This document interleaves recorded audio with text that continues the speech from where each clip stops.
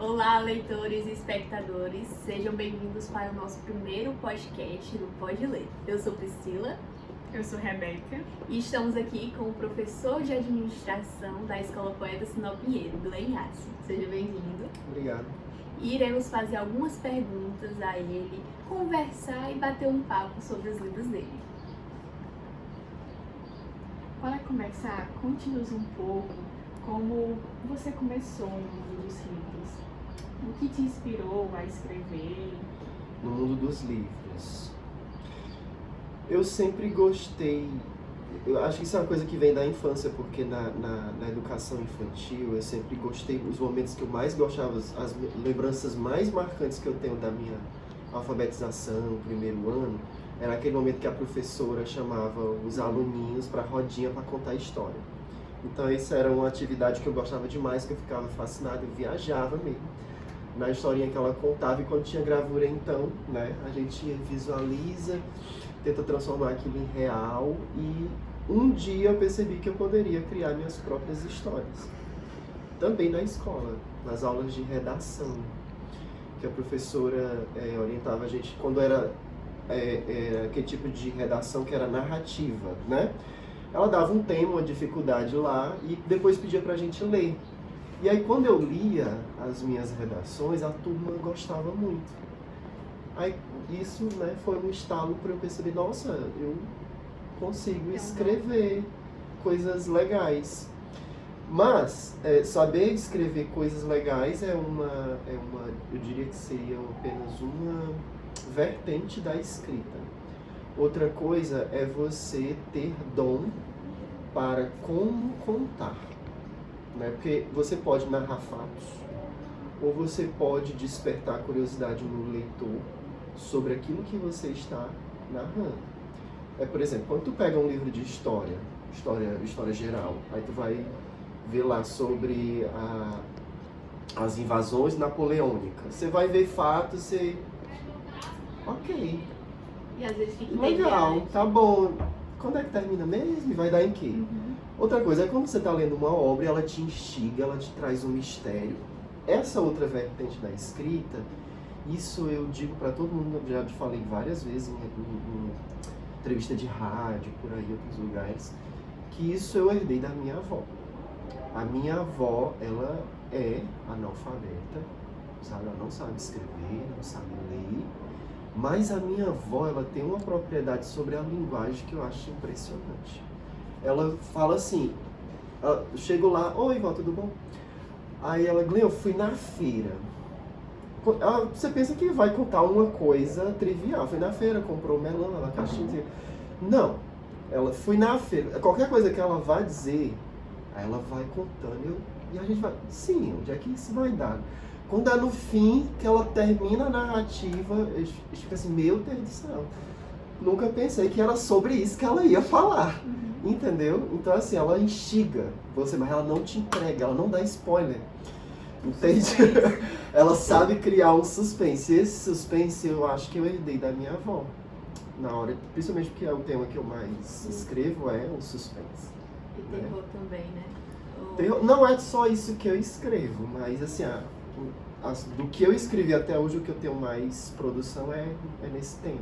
Pretende escrever mais livros de outro gênero? Eu tenho algumas coisas escritas não publicadas, entende? Eu tô na iminência aí de publicar um livro infantil. Uma boa, porque instiga, né, as crianças. Mas eu tô na iminência de publicar esse livro há muito tempo, esse livro já tá pronto, já tem muitos anos. O que eu preciso é de alguém para ilustrar, e a dificuldade é essa. Porque livro infantil sem gravura, pra mim, não faz sentido. Aí eu já vi aqui com alguns alunos, tem um que disse que vai fazer, disse que ia até pagar ele.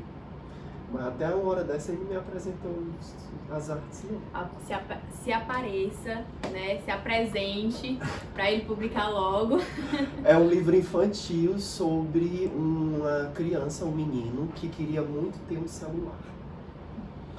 Porque ele não conseguia interagir, a narrativa vai falar de um menino que ele vai para a escola e não consegue adentrar os meios, participar dos grupos lá dos coleguinhas de escola, porque todos os meninos brincam de... a geração dedinho, que brinca assim, entendeu? Eles brincam assim. A gente brincava assim, né? Antigamente. Hoje os meninos brincam assim. E aí ele não conseguia interagir, que os meninos falavam de Minecraft e tal. E a mãe dele não queria dar para ele um celular, porque ela achava que não era legal. E ele não conseguia ter essa interatividade social pela falta do celular. Olha aí, que estranho, né? Acho que tem potencial. Ele tá aqui junto com um monte de gente, mas ele não consegue interagir, porque ele não tem um meio virtual. É sobre mais ou menos isso a história. Pensou em desistir alguma vez? Escrever os livros? Ah, um monte de vezes. E é porque, assim, escrever... Eu acho que se tu me perguntasse assim, você gostaria de ser escritor em tempo integral, né? Aí eu diria que sim, eu gostaria muito de ser. Porém, o mercado editorial no Brasil, ele não é muito receptivo para novos escritores. Não é. As gráficas, as editoras, elas querem publicar livros que elas têm certeza que vai vender. Então a gente não tem um mercado de teste literário. É por isso que quando você vai no... Eu sempre fiquei revoltado, desde a época do canal do YouTube, quando eu vi outros colegas postando vídeos sobre livros que eles liam, eles fazendo recomendações de livros de literatura simples, literatura que a gente chama de YA, que é Young Adult, literatura para adolescente, sabe? Com leituras rasas, leituras bobas, que não... Tem uns que são legais, até são, e se eu for entrar aqui na questão de dizer o que é bom ler, o que não é bom, a gente já vai entrar em outro assunto. Mas assim, o que eu quero dizer é que eles liam livros que eram livros comerciais, não eram livros engrandecedores, sabe? Quando na literatura brasileira a gente tem muito livro bom para ser lido. Não só os clássicos, até dos contemporâneos também, sabe? A gente tem muita literatura boa. E eles só liam o que eu chamo de bobagem. Na minha opinião, você precisa ler um livro que te agrega alguma coisa, que te traga algum conhecimento. Mas todo livro vai trazer. Todo livro vai trazer. O ponto que eu tô querendo chegar é porque, assim, as editoras, elas só querem publicar livros que já foram testados. Então você vai ver muitos autores americanos. Aqui mesmo na biblioteca, quando eu vejo algum aluno lendo um livro, tá lá em cima da bancada, eu vou ver o autor, é sempre um autor, um nomezinho assim, um nome curto, né? Fulaninho de tal, e uma leitura com títulos bem genéricos. Às vezes é um monte de coisa da mesma coisa, sabe? Porque são livros que já foram testados lá fora. Livros que venderam nos Estados Unidos. Aí as editoras traduzem e colocam no mercado porque elas sabem que vai vender. Agora, você chegar com a proposta de um livro novo, você quer um original, publique, ela não vai querer. Eu vi um vídeo Entendeu? do senhor falando que esses livros foram publicados por você independente, né? Sim. Porque nenhuma outra editora, você também não foi atrás. Foi isso que eu entendi. Não. É porque eu publiquei pelo Clube de Autores, que é uma startup, que na administração a gente chama de startup, que são empresas de processos inovadores. Ela não é uma editora convencional, que você coloca manda um original e pede uma tiragem com um número de exemplares. Faça aí 1000 exemplares. Não é assim que funciona no Clube de Autores. Qualquer autor pode ele mesmo lá no site preencher todos os dados, mandar o original, colocar...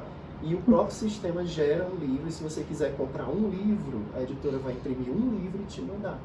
Por isso que ela é um processo inovador. E aí, ou seja, é mais democrático, né? Se não fosse por isso, eu não teria sido publicado, não. Sabe? Eu sou um novo autor. Ainda mais sendo de origem muito humilde. Porque para você ter um livro publicado, o sistema convencional, se você for um novo autor, é você ir lá e pagar pelos 1000 exemplares, e aí você, além de ser escritor, você ainda tem que trabalhar a função de venda. Você ainda tem que ser vendedor e promover eventos para você poder vender esses livros. O que é difícil para o escritor hoje no Brasil é isso. Entende? Então, assim, eu queria poder ser tão famoso a ponto das editoras acontecer com os autores famosos. Nós podemos publicar seu livro. Quando é que vai sair o livro novo para a gente publicar? Tá entendendo? E aí não sou eu que estou indo atrás de publicar, eles estão vindo atrás de mim, porque o que eu escrevo vende. Mulher, é mercado, capitalismo. Precisa de divulgação. Eles vão publicar aquilo que eles sabem que vão vender. Eles não estão pensando muito em aculturar as pessoas, não. É por isso que tem muita besteira publicada. E a gente Porque besteira vende. poucas vezes poucas vezes a gente vê pessoas falando sobre essa questão de que é muito difícil publicar. Eu raramente vejo. E agora, realmente a gente sabe que é uma realidade de muitos escritores que desistem logo de primeira porque não conseguiram divulgar, não conseguiram o Não conhecimento consegue espaço. Isso, não conseguiram o reconhecimento que queriam, um espaço ali no meio, sabe, da divulgação e tal. Uhum. Próxima pergunta. Teve algum autor ou livro que tenha moldado o seu estilo de escrita? A gente acaba escrevendo no estilo daquilo que a gente costuma ler. Eu acho que se você lê muita bobagem, você vai escrever muita bobagem. Se você lê autores clássicos, sérios, né? Teve uma época que eu estava lendo tanto livro clássico de séculos passados, que quando eu estava escrevendo, de repente eu me vi escrevendo na mesma linguagem. Eu reli uma frase, a frase tinha até assim. O rapaz chegou até a moça e ele pretendia desenvolver um intercurso amoroso com ela. Aí eu, que porra, que pede de linguagem de intercurso amoroso, porque não tem paquerar com ela, né? No intercurso, não, é porque eu tô lendo muitas essas coisas, aí fica. Uma coisa que A gente acaba virando produto daquilo que a gente lê. Mas se tu me perguntar autores que realmente que me abriram os olhos para muita coisa, eu vou te listar 4 autores assim, me vem imediatamente 4 autores que eu acho que são, se 3 é tríade, 4 é o quê? que é o começo. Vamos lá, Victor Hugo. Victor Hugo escreveu o famosíssimo clássico Os Miseráveis e o Corcunda de Notre Dame, né, e outros famosos assim. Mas Os Miseráveis eu acho assim que é a obra máxima. Eu acho que não tem livro mais genial do que aquele, não. É um livro. O livro que eu li, a edição que eu li, tinha mais de 2.000 páginas. Ele era grossão assim. Hoje em dia eu vejo o filme. Às vezes ele tem, né, porque aí tu vai ver uma adaptação. O roteiro integral ele vai ter 2.000 páginas, tem edições que ele está dividido em volumes, né? Mas se ele for um volume único, ele vai ter no mínimo 2.000 páginas.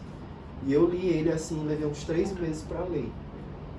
Porque eu estava lendo junto com outras leituras, senão eu teria lido bem mais rápido nessa época, sabe? Outro autor brasileira, mas não... Brasileira porque cresceu no Brasil, mas é a Clarice Lispector. Ela é ucraniana, né?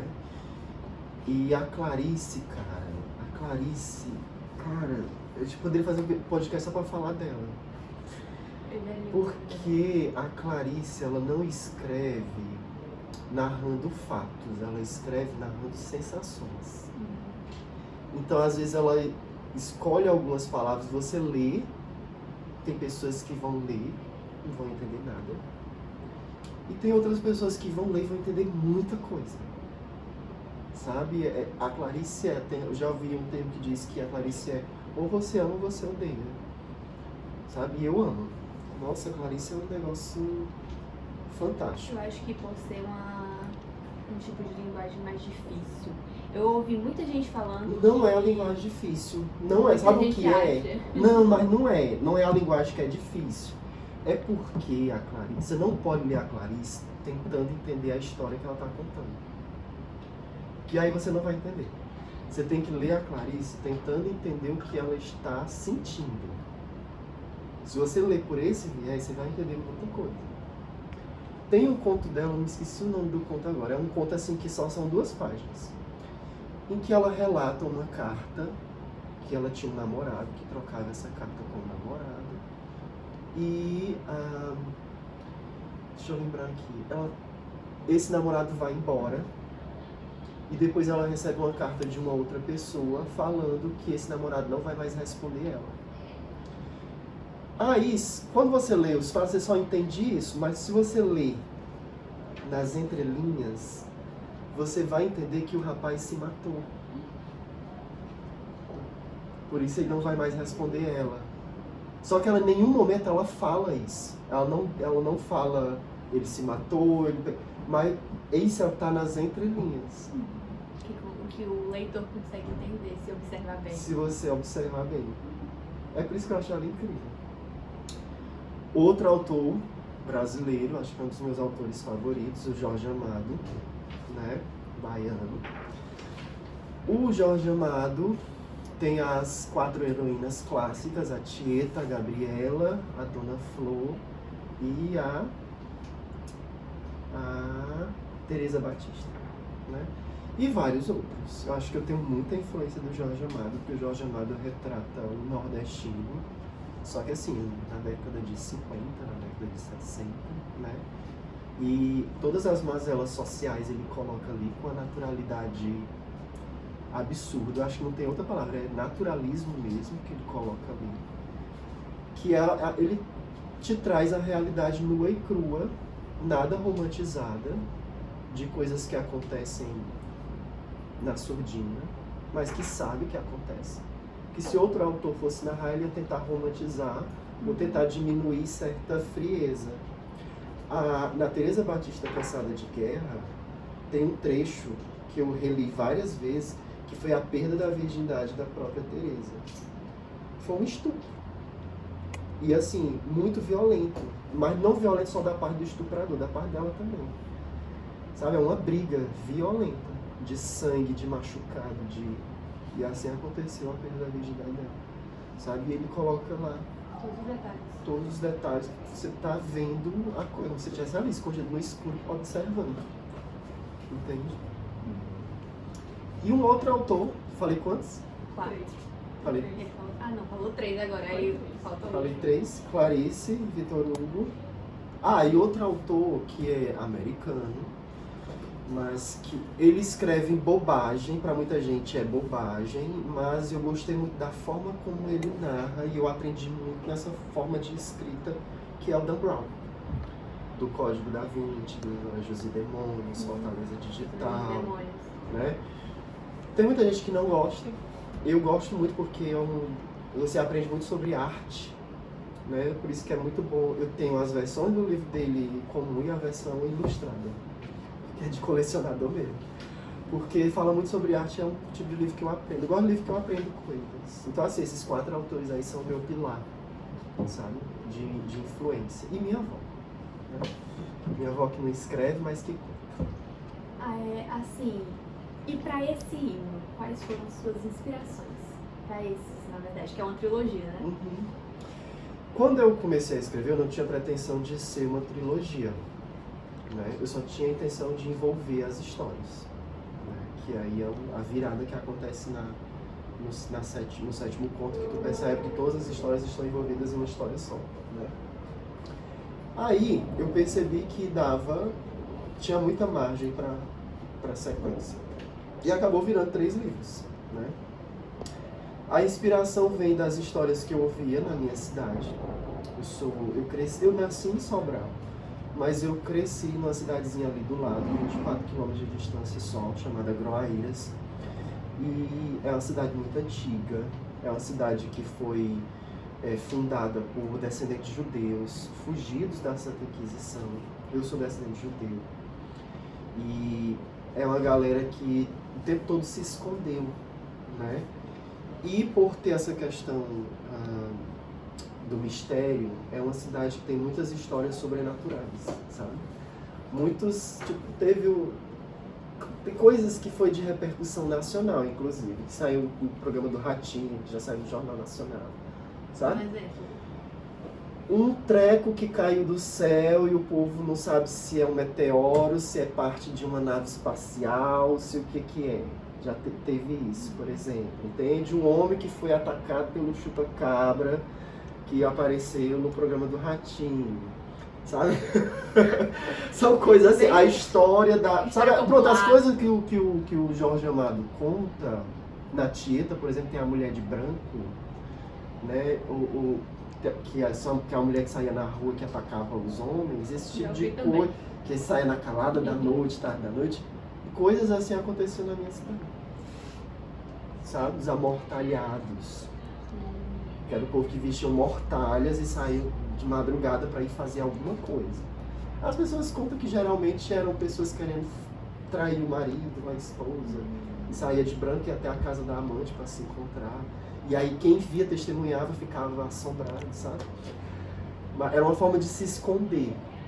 Era muito interessante. O mundo, quando não existia rede social, quando não existia internet, era muito mais interessante. Sentar numa rodinha pra falar essas coisas. Tinha essas coisas que aconteciam. Então, assim, por viver, crescer numa cidade assim, eu crescendo ouvindo histórias assim, ainda tem uma avó dessa, sabe? Eu falei, não, um dia eu vou ter que colocar isso no papel. E aí é meio que um compilado de todas essas incidentes que eu junto tudo numa história só. Tanto é que o cenário da história é Groaíras. É a cidade que eu cresci.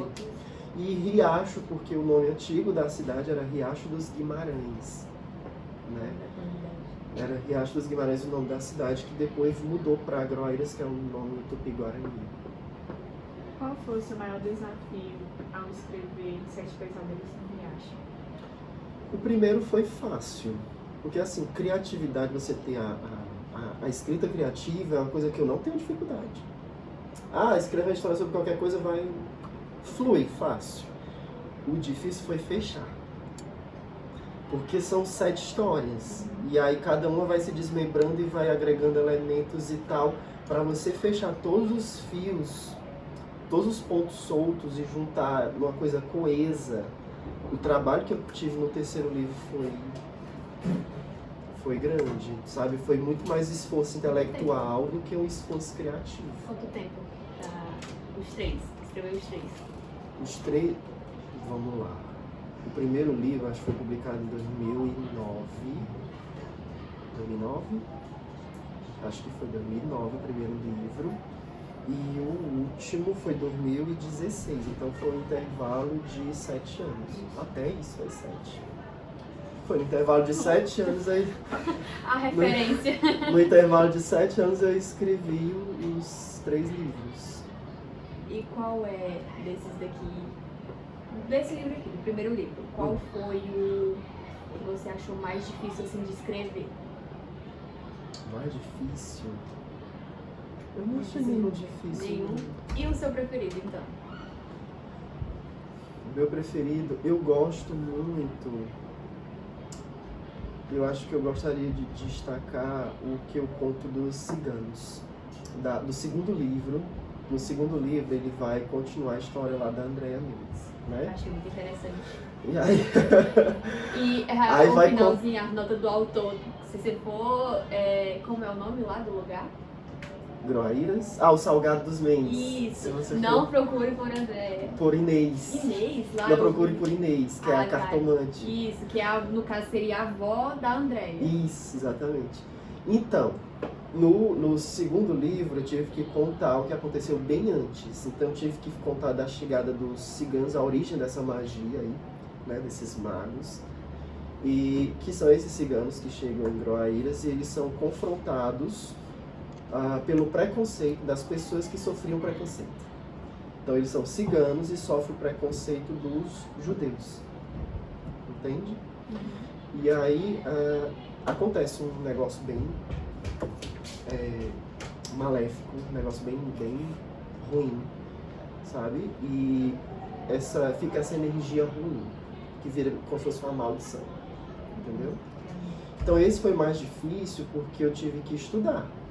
Eu tive que estudar a história da cidade, eu tive que estudar as datas, né, para poder não parecer tão irreal, não fugir tanto do real, já que eu estou citando situações, elementos reais, né? Que o pessoal conta aqui, né? E também porque há uma interseção na história, assim como na Andrea Mendes há uma interseção entre o que se passa no presente e o que se passa no passado, nessa também acontece dessa maneira. Entre o que acontece com uma personagem e o que acontece com outro personagem de outro grupo. Então há essa interseção, então foi o mais difícil. Achei muito interessante. E quando eu terminei eu fiquei orgulhoso, sabe? Eu terminei, nossa, isso foi eu mesmo que escrevi, ficou massa. E é muito bom mesmo. Eu achei uma leitura assim muito boa porque você fica ali na vontade de ler cada vez mais. Principalmente quando você não tem um tempo, entendeu? Eu tava sem tempo nenhum, mas eu tava sempre ali tentando ler pra ver se eu conseguia terminar e tal. Inclusive, eu achei muito interessante nessa história da Andrea que era tudo destinado. A maldição já estava destinada a ela, a Andrea. Aí o fato dela ter nascido numa sexta-feira 13, a soma das letras. A numerologia. Isso, a numerologia. Eu achei muito interessante isso. Principalmente por causa da questão Andrea Mendes. Foi tudo pensado, não foi? Foi. Pois é. Numerologia. Pois é, então, aí eu já fui puxando a sardinha pro meu lado mesmo, porque eu sou Mendes, né? Não é meu último sobrenome, é o sobrenome do lado da minha mãe. E destaquei essa localidade que é real, só que essa localidade hoje, ela pertence ao município de Forquilha, que é do lado lá, né? E meus antepassados são daí, do Salgado dos Mendes. Deixa eu tirar uma dúvida que eu fiquei muito curiosa. Pela Sim. questão do primeiro conto, O Vingador. A Eva existe. Existe. Isso! Eu fiquei tão intrigada com isso. Ela existe. Eu percebi uma coisa que dizia que o teatro que eles estavam apresentando era baseado em fatos reais. Como? O teatro que eles estavam apresentando, o Túlio, né? Sim. Ele estava apresentando um teatro, né? Sim. E que ali, na história, dizia que o teatro que eles A estavam peça que eles estavam Isso. apresentando era baseada na história real. Isso. Mas eu não sei o que é que eles estavam apresentando, não. Eu Só colocou. eu só disse, mas Pois é, aí como assim a Eva existiu? Quem era ela, afinal? muitos, não é só a Eva. Olha, aí é que vem a magia do escritor. Aí vem a minha influência de Clarice. Porque tem muita coisa que você escreve, quando a gente escreve, você está colocando no papel o produto de experiências pelas quais você passou, o produto de coisas que você leu, né? Então é como se você fosse esse filtro, você cata aqui fatos reais, sonhos, leitura que tu teve, coisas que te contaram, junta, passa nesse filtro e sai nesse papel, certo? Então, às vezes, volta e meia, tu vivencia uma situação, é uma coisa pequena demais para virar uma história, sabe? Mas que é interessante. Vou te dar um exemplo.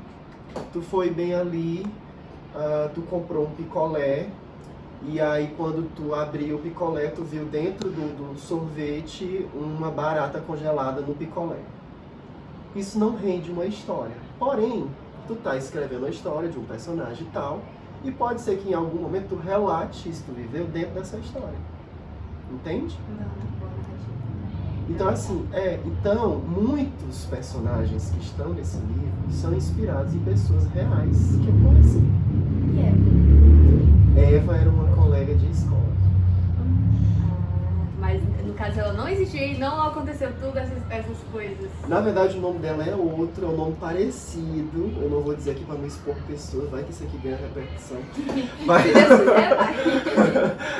Mas era uma colega de escola do meu ensino médio que a gente não se dava.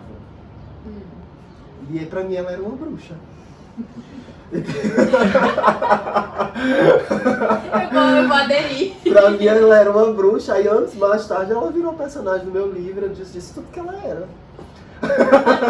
Meu Deus. Por isso ela não é uma boa E pessoa. ela se torna uma vilã aí, né? Isso. Mas só que assim, se tu for continuar a leitura, tu vai ver que ela meio que tem... Há certa justificativa nos atos dela, sabe? É tipo assim, por trás de todo vilão tem uma pessoa ferida. Já prestou atenção? Verdade. Por trás de todo vilão tem uma pessoa ferida, uma pessoa que sente dor, né? E é mais ou menos isso. E o plot twist que teve no Vingador, eu fiquei chocada no final quando falou. Eu só não vou dizer pra não dar spoiler, mas leia, é muito bom. Eu tô tentando lembrar o que é, de que momento. Hã? Não foi morte morrida. Não foi morte matada. Mas também não foi morte morrida. Sim, tô ligado. Foi morte suicidada. Entendeu? Mas no você tá falando da final, parte dela ou da parte dele? dele. Porque ela não fez o sacrifício. Sim. Vocês já estão entendendo a história. Ela não fez o sacrifício porque Sim. queria saber quem tinha matado ele. Ah, o namorado. Isso. O carinha lá que morreu. Aí ela fez o Sim, sacrifício. tu tá falando do namorado. Isso. Aí, Quem aí come no todas final das as- contas, quem ficou condenada foi ela. Exatamente. E o Túlio também. Bem Todos os dois. A pessoa vai fazer o mal e se dá mal. Pois é. Foi o que Sem ó, saber sem da- dar spoilers, foi isso. A pessoa foi praticar o mal pra se vingar. No fim das contas, ela só aplicou o mal a ela mesma. Exatamente. Uma coisa que uma frase que eu achei muito bonita, que eu tinha te falado já, é: aquilo que não pudemos cumprir no passado passa a ser uma missão para o futuro. E isso no Vingador também. Aí eu achei essa frase muito reflexiva. Mas é muito sobre quem nós somos. Às vezes a gente acaba, quando a gente tem um pai ou uma mãe que é muito presente, constantemente te perturbando, te cutucando para tu realizar certas coisas, às vezes o que ele está querendo que você faça é concluir algo que ele não concluiu, né? Então, é mais ou menos nesse sentido, porque é de gerações, né? É uma história sobre gerações esse livro. Principalmente porque, qual é? O que Minha volta Netflix, no- a tudo. Netflix está perdendo uma excelente série. Pode me Tu contratar. não tem noção, isso aí dava uma série de 3 temporadas boa. Não. 3 temporadas ou mais, porque 3 os temporadas ou mais. contos... É. Enfim, bora concluir agora. Sim. Estamos no final do nosso episódio, Tu mas... tem que ler os outros livros, a gente vai conversar muito mais. Pronto, chamo de novo pra conversar sobre os outros. É. Mas antes, queria que você desse uma dica para quem tá começando a escrever ou que quer começar a ler mais, entendeu? Ou começar a ler, se infiltrar ali no mundo dos livros. Certo. Ó, sobre a leitura, eu não posso dizer que tem um livro melhor do que o outro, né? Como começou lá no início da discussão. Toda leitura é válida, né?